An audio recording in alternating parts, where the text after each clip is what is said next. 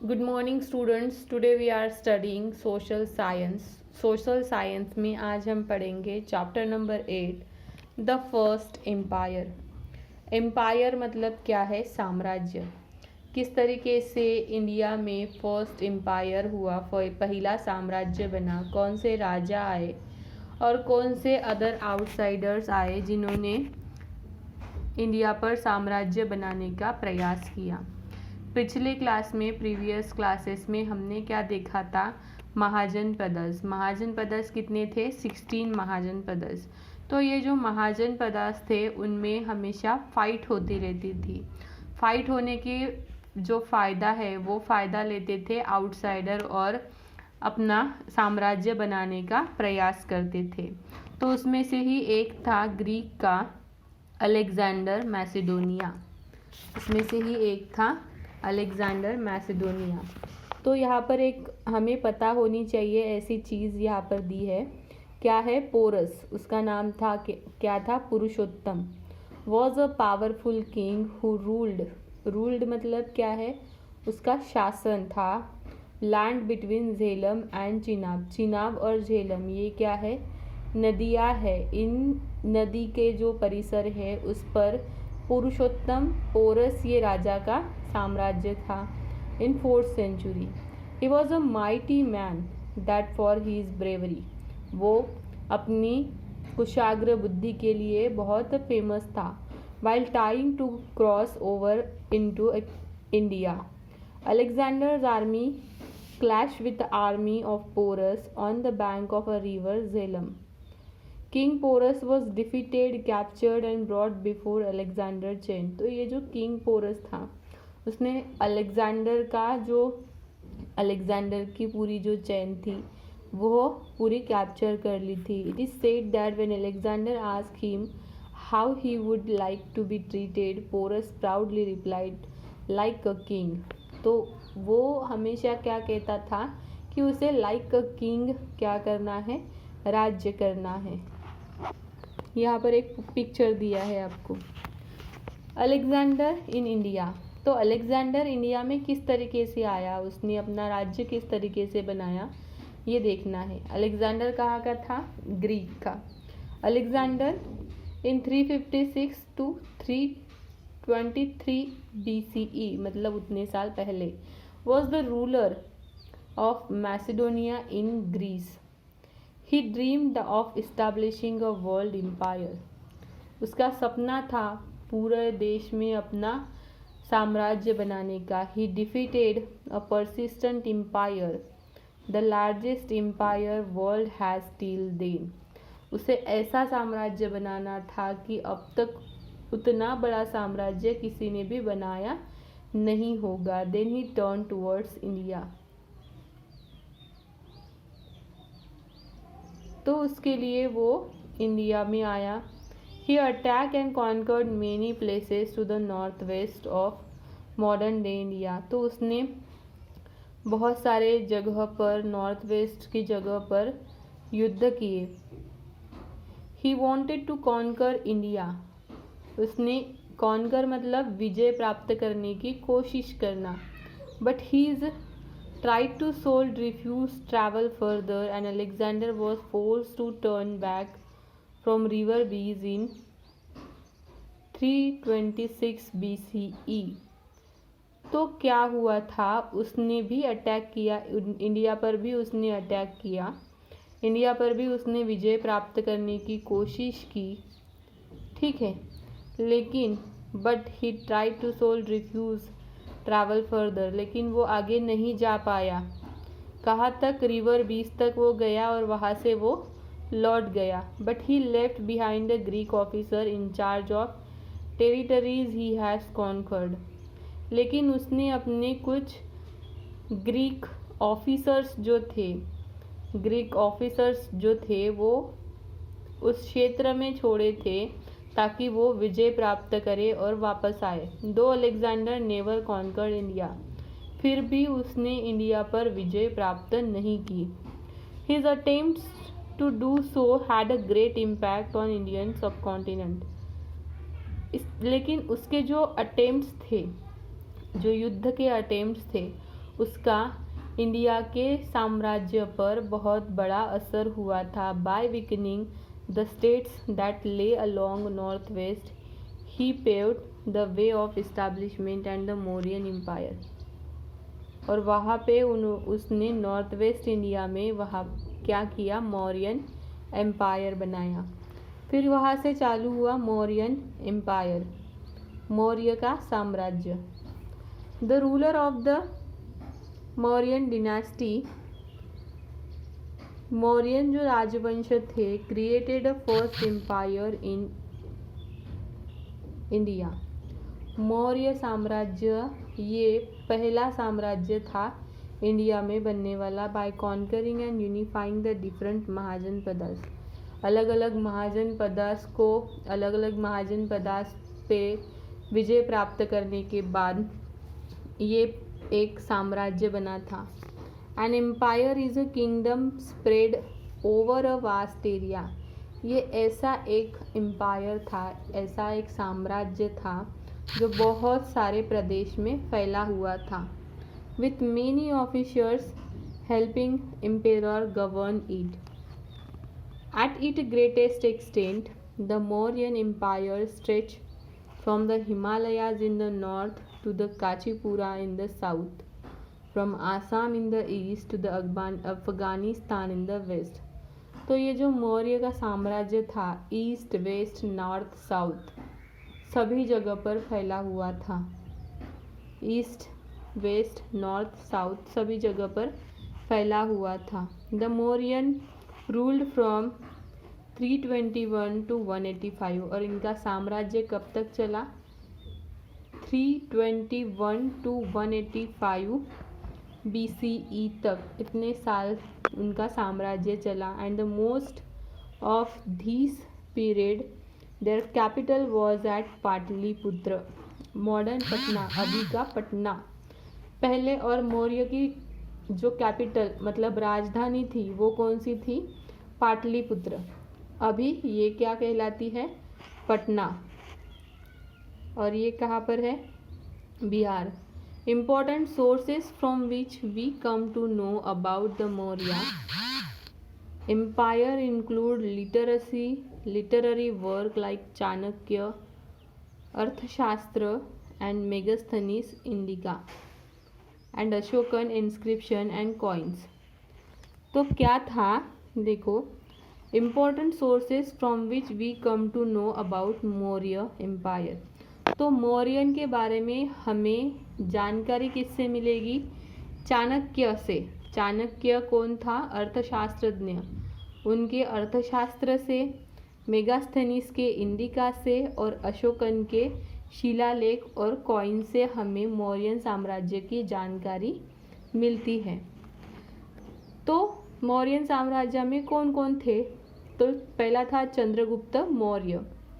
चंद्रगुप्त मौर्य का साम्राज्य कब तक रहा, 321 to 297 BCE।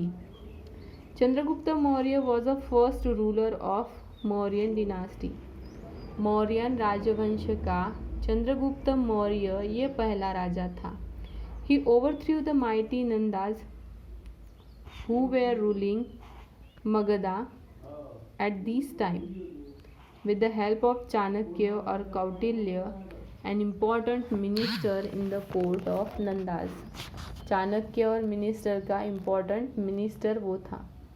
After becoming emperor, ये यहाँ पे दिया है चाणक्य, चंद्रगुप्त एंड चाणक्य। ये है चंद्रगुप्त और ये है चाणक्य का पोस्टर यहाँ पर आपको दिया है।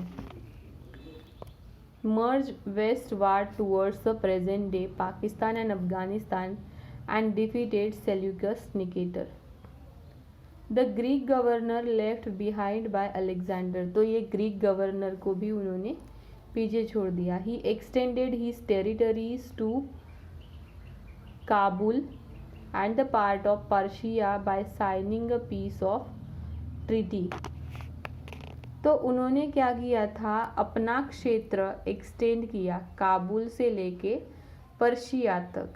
किस तरीके से, बाय साइनिंग, एक संधि लेकर उन्होंने साइन लेकर वहाँ पर क्या किया, Seleucus and marrying his daughter, और उसके डॉटर से वहाँ पर उन्होंने विवाह किया। Seleucus sent Megasthenes as an ambassador to Chandragupta court. Seleucus ने अपना एक एम्बेसडर, एक ऑफिसर बना के चंद्रगुप्त के कोर्ट में भेजा। Megasthenes wrote a book Indica. Megasthenes ने एक बुक लिखी इंडिका नामक, a rich source of information on the social life of people in the Mauryan empire. तो वो बुक में क्या लिखा है कि मौर्यन की सोशल लाइफ किस तरीके से थी, वो किस तरीके से सोशल लाइफ में जीते थे, उसके बारे में ये बुक में लिखा है। कौन सी बुक? इंडिका। किसने लिखी है? मेगास्थेनिस ने। Chandragupta extended his kingdom beyond the Vindhya mountains till the Deccan in the south. Chandragupta ने अपना साम्राज्य कहाँ तक फैलाया था? Vindhya mountain to the Deccan in the south. The Tamil work Ahananuru and Purananuru talk about his southern conquest. तो जो तमिल में वर्क किया है अहनानारू एंड पुरानानारू, उसमें इसके बारे में बताया है। इन हिज लैटर ईयर्स, और जैसे जैसे साल गए, Chandragupta became a follower of the Jainism. Chandragupta फिर क्या हुआ? जैन को फॉलो करने लगा। फिर उसने अपना लेफ्ट हिज थ्रोन मतलब सिंहासन, उसने अपना सिंहासन छोड़ दिया and lead the life of wandering ascetic. फिर वो एक तपस्वी बना, और तपस्वी बन के वो जीवन की शोध में निकल गया। He is believe to have breath his last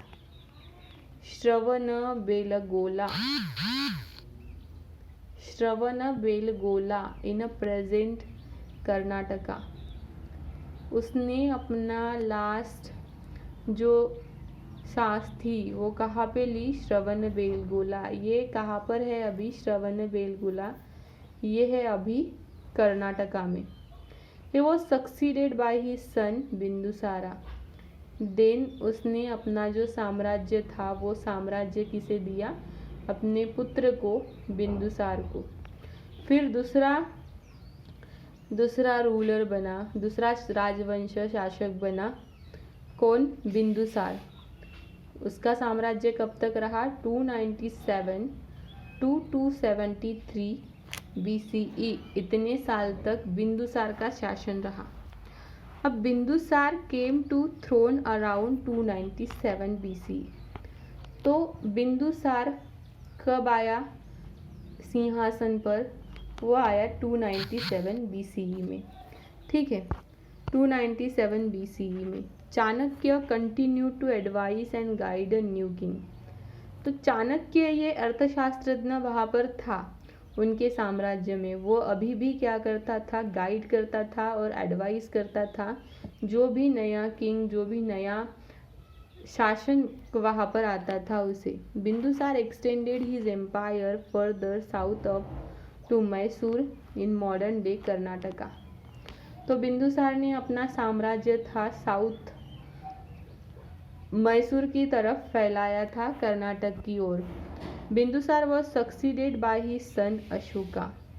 then उसने भी अपना जो साम्राज्य था वो किसे सौंप दिया?